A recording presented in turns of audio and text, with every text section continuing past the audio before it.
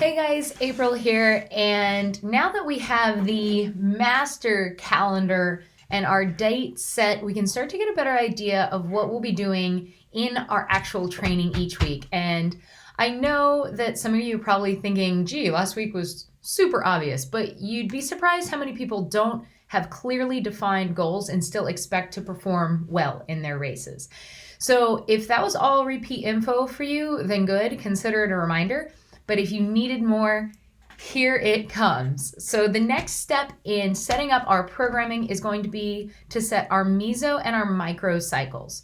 So in our annual training plan in the year, the big calendar is essentially a macro cycle. 1 year could also be 2 halves and therefore 2 macro cycles, which is how I currently have my year set up more or less, which will be our example. And that's because the Yukon 1000 is in July. And so after that, I'm going to be taking a break as if it's off season before shifting my metabolic training focus and training for the second half of my year, or my second macro cycle.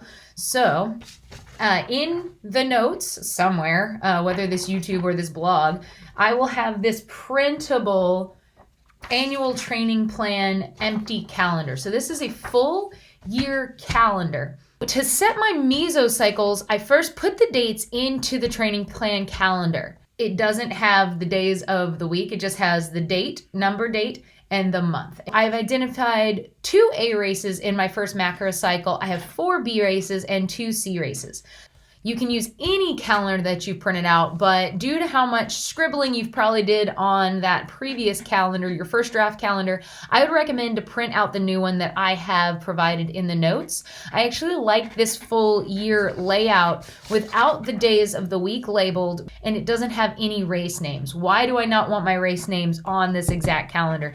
There's like a feeling of what there could be or could not be. You kind of have an idea who's going to be at that race. But if you just set it as a blank A or a blank B, then you can really focus on the programming at hand and not be distracted about what event that is. It just treats it very unobjectively. So step 1, put the dates in the annual training plan calendar. Step 2, guard your A race tapers and recoveries. So once I have my A races set, I count back for the taper and I count forward for my recovery. And since those are my priority races, my recovery going into and coming out of those events is paramount. The taper and the recovery are mesocycles. These can vary in length. My taper mesocycle for Yukon is going to be 2 weeks, and we'll see how long the recovery is.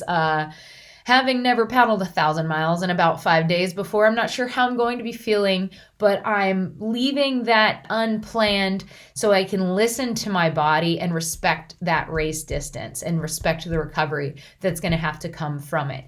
It doesn't have to be a perfect number like 7 or 14 days, which correlate to, calendar weeks. I might feel good in 17 days, but I'll go from there. So that brings me to the next step in your calendar, which is determine your microcycle length. So step 3, once you have your races in there, you're going to determine how long you want each microcycle to be. I've selected a 7-day microcycle for my training because it correlates with 1 week, and a lot of races are on weekends. So it keeps things neat and clean. I block these all out on my calendar. So I'm going to count back from my A priority races, the tapers and the recoveries, and I'm going to create 7-day blocks in this printable calendar that I've shared. So if you're very young or very fit, you can actually do shorter microcycles. However, if you're over 50 years old, I recommend lengthening your microcycles to allow for more recovery. If you've selected 10-day microcycles, you're going to want to count back in blocks of 10. You can see on my calendar, I'm currently counting in segments of 7. If you want to use 10, you can use 10. If you want to use 5, you can use 5, but draw bold blocks around each microcycle. Step 4, I'm going to assign each microcycle to a mesocycle.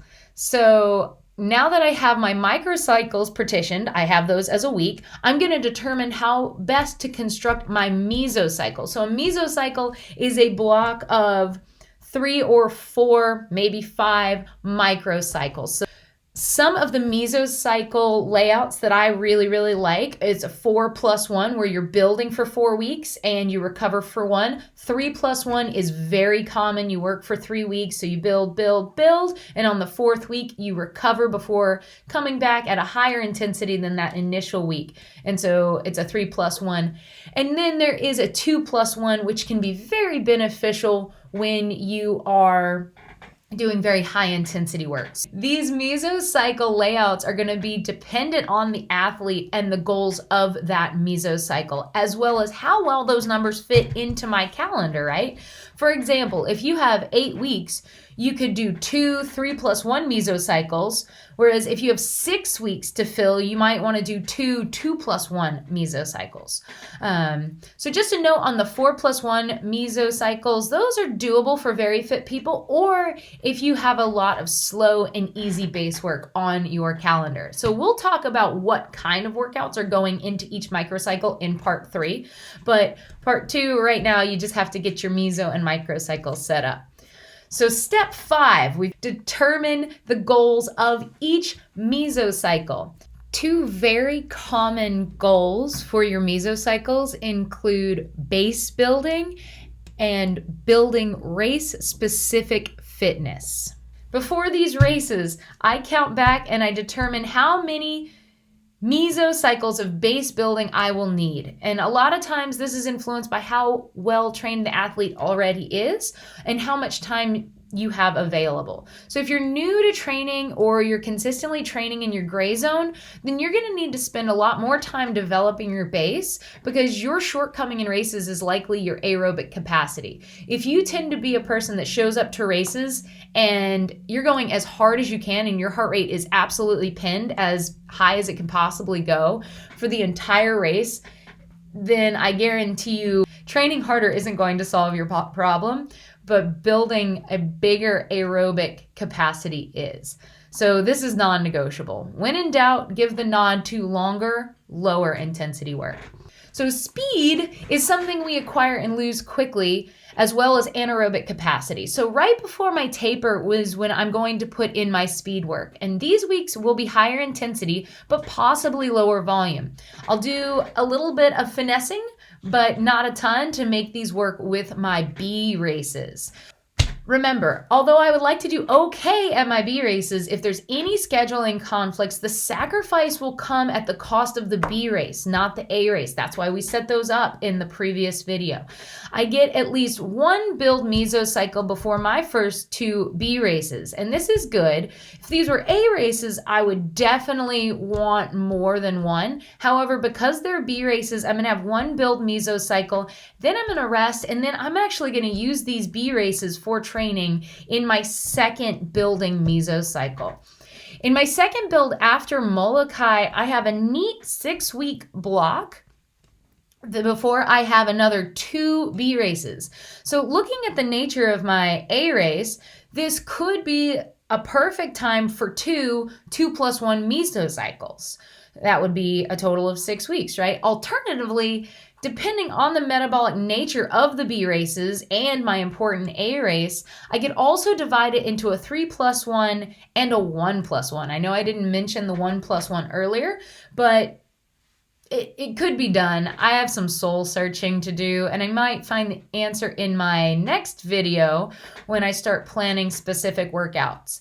This could also change based on how I feel after Molokai. So finding the right balance of structure and flexibility is key in training. So you need to, if you're feeling run down, be able to adjust your planning. And that's nice. That's one of the nice things about building your own planning is nobody knows your body better than you. So make sure you're getting in tune with it. Every body is different. What's right for me and what I've learned about myself over the years might not be the best way to structure the plan for you. Are you a responder to high volume or high intensity? Do you only work out 3 to 4 times a week, or do you work out 10 to 12 times a week? The answers to these questions are something you need to keep in the back of your head while you wait for part 3 of this series, which is how to build the microcycle. For me, a 7-day week, what workouts I'm putting in here. And the next part, I'm going to dive into how we build those individual workouts and fill up each individual week in this calendar that we have just created. This will depend on how your body responds to those various training modalities, as well as the metabolic demands of your key races. So any questions, comments, concerns, comment below, hit me up on Facebook, and hopefully I will be incorporating any questions you have into part 3. If not, I'm just going for it. Hope you can hang on for the ride. Woo!